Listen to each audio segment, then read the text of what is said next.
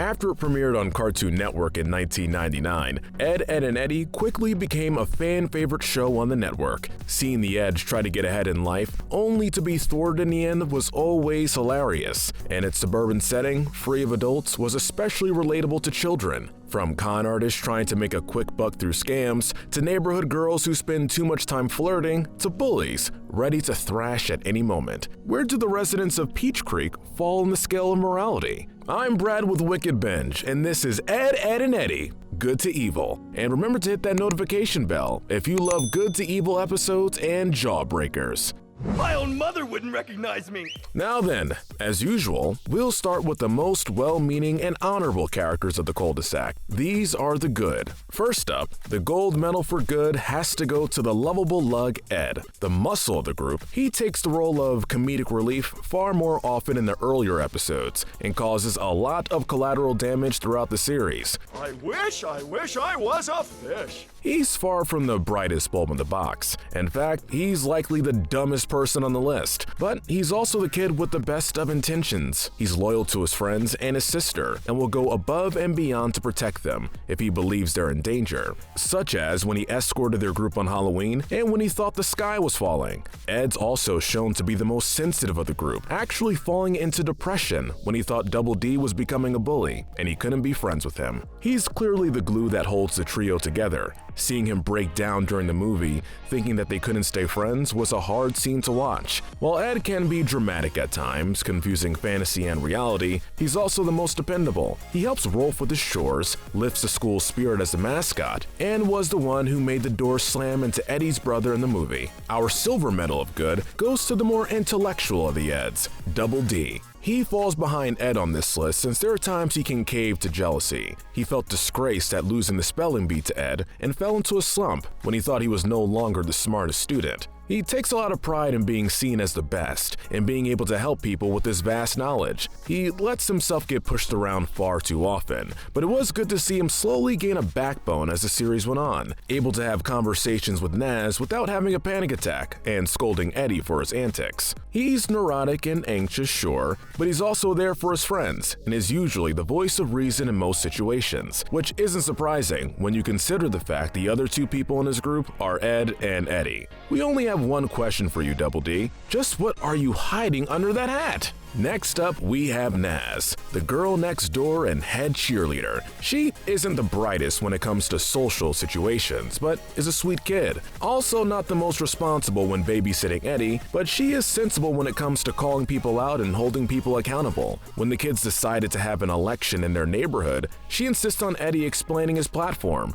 showing an understanding of politics, which leads us to believe she likes to be in the loop on social issues. She tries to assist the teachers, taking on the role of an aide in gym class, and attempts to get the Kanker sisters involved. She's welcoming to Sarah and Jimmy, teaching them things like how to apply makeup and hanging out with them when the boys go out go-karting. Even when she does try to fight with Sarah after rumors are spread in the school paper, she's shown to just not have the heart to hurt her. Next up, we have Johnny. He's kind of a mess, to say the least. He's definitely got some problems, and he's only really interested in whatever activity he's tackling, which means he can come off as selfish and inconsiderate. Hey guys, where are you going? It's hard to say if he means to be as annoying as he is. He has no problem invading people's space, following people around to invite them into whatever game he's playing at the moment. In one episode, he destroyed Kevin's bike, and instead of apologizing, he calls himself the Bike Fairy and invites Kevin to chase him again. He goes on a rampage when separated from Plank in the Cardboard City, and also took on a weird hero alter ego to try and defend the kids and their allowances from the Edds. He just tends to be all over the place, and is kind of living in his own head. You can probably chalk it up to Johnny being a bit of a weird kid. Next up is May Kanker. She's above her other sisters because while she does participate in their schemes to tease the Edds, she also comes off as sweeter since she's the brunt of her sister's anger at home. There are more than a few times when she's made to feel awful, with Lee and Marie purposely making her ugly with pickles and cold cuts and being told that everything is her fault when she couldn't make an indoor water slide. She goes about trying to date Edd the wrong way, but had been taught that it's appropriate. not only from her sisters, but likely her mother. Unlike Lee and Marie, she chose to genuinely be interested in Ed, rather than just wanting to claim any guy. When she briefly redirected her attention over to Double D, we get more of a glimpse into the romantic she is, and she even shows to be far smarter and much more motivated than her siblings. We can only hope that she doesn't let her sisters bring her down too much, and that she realizes the potential she has in life. And that wraps up the good characters. Now, we're moving into the neutral area. This is the gray area. First is Kevin Barr. Since the show focuses on the Eds and their pursuit of jawbreakers in the earliest episodes, our first impression of Kevin is that he's nothing more than your typical bully jock stereotype. But as the show goes on, we see more of the pressure he's under. He struggles in school but does his best to get extra credit so he can keep playing football. I think I'm gonna hurl.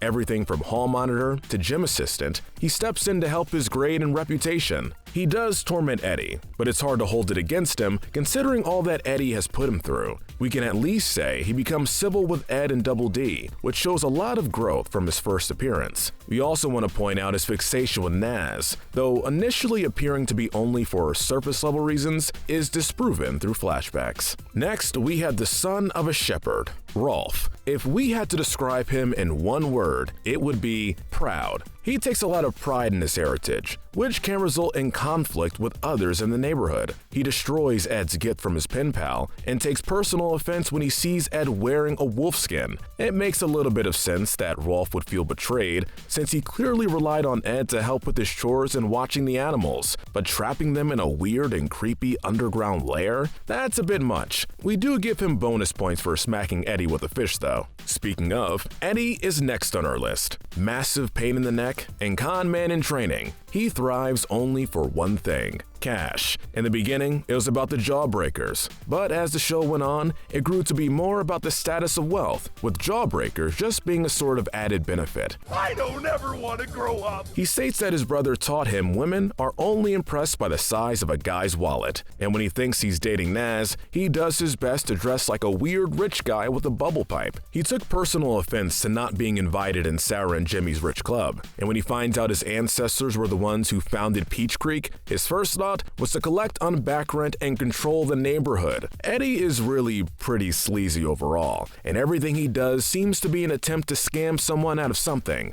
Definitely not very trustworthy. That said, he eventually comes around at the end of the movie, admitting to his mistakes and regretting his choices. So we'll give him points for growing, but it took so long for him to get there, we can't rank him any higher on our list. Next, we have Sarah. Sure, being the younger sibling to a guy as weird as Ed can't be easy when he's hiding experiments in the freezer and leaving socks in her room, but resorting to physical abuse and blackmail, we don't want to see what kind of woman she'll grow to be. She's protective and loving towards Jimmy, and follows Naz around like she's an older sister, but also has no issue slamming a car across a teenager. She's often screaming orders and insults, with her only loving moments towards Ed being when she's tricking him or when she's in possession of that strange boomerang. After Sarah, we have Plank. Now, why is this chunk of wood so low on our list? He doesn't talk, and he can't possibly do any real damage, right? Well, we have to disagree. Plank is a devious figure.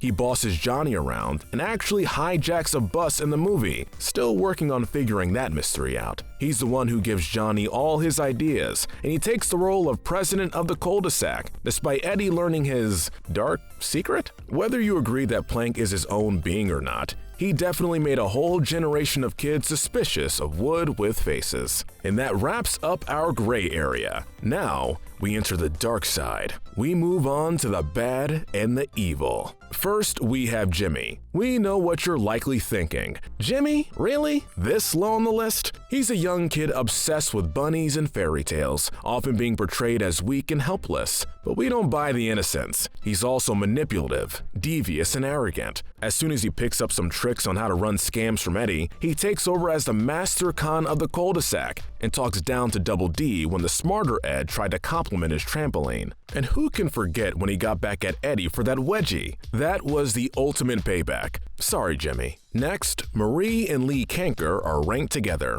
If we had to pick who was the worst between the two of them, I guess we would say Lee, since she seems to be the mastermind of the sisters' antics, and actually is the one to spot the reverse psychology trick. But the two of them are way more wicked than May. They delight in not only picking on their sister, but also terrorizing the Eds and any other guy they come into contact with. Marie and Lee are both extremely possessive of Double D and Eddie respectively, turning up their creepy stalker role to a degree that really should get some police involvement. I mean, hiding in Eddie's shower, Lee? Way too far. Marie isn't much better, passive-aggressively assaulting Naz at a school dance and using Ed to do it despite what May might think. The only real positive was when they saw Eddie and Double D be attacked in the movie and were clearly disgusted and horrified. Still, they both got a lot of problems, and the morality is certainly way out of whack. Next, we have the parents of the kids, which we really have to rank all together. They're all terrible for various reasons. Ed's parents trap him in the basement with no stairs, making Sarah the clear favorite. I have been a bad boy.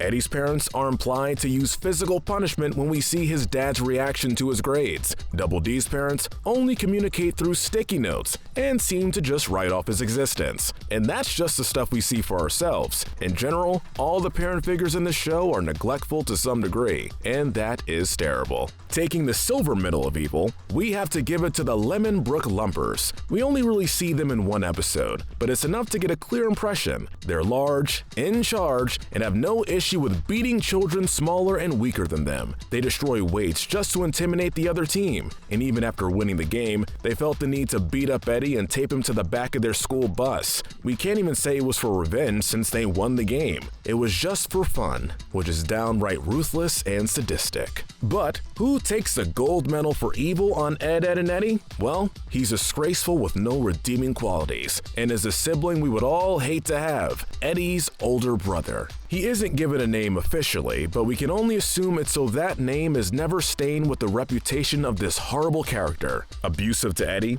a degrader of women, and an all-around scumbag. He does the bare minimum to get through life, living on amusement park grounds to avoid rent, and sees people in terms of what they can do for him. He taught Eddie a ton of pranks and scams, most likely through making Eddie be the victim to them. The one time he sends a package to Eddie, he did it to be spiteful, and sent only baby items, such as diapers and rattles. We're glad he was defeated in the end, and it certainly cleared up a lot of Eddie's behavior. What a jerk. But what do you think? Who's the most evil character in Edd, Edd and Eddy? Make sure to hit that notification bell and binge our full Good to Evil playlist, where we break down the morality of the characters in your favorite cartoons and movies, and video games now too, over on our gaming channel, One Up Binge. But most importantly, stay wicked.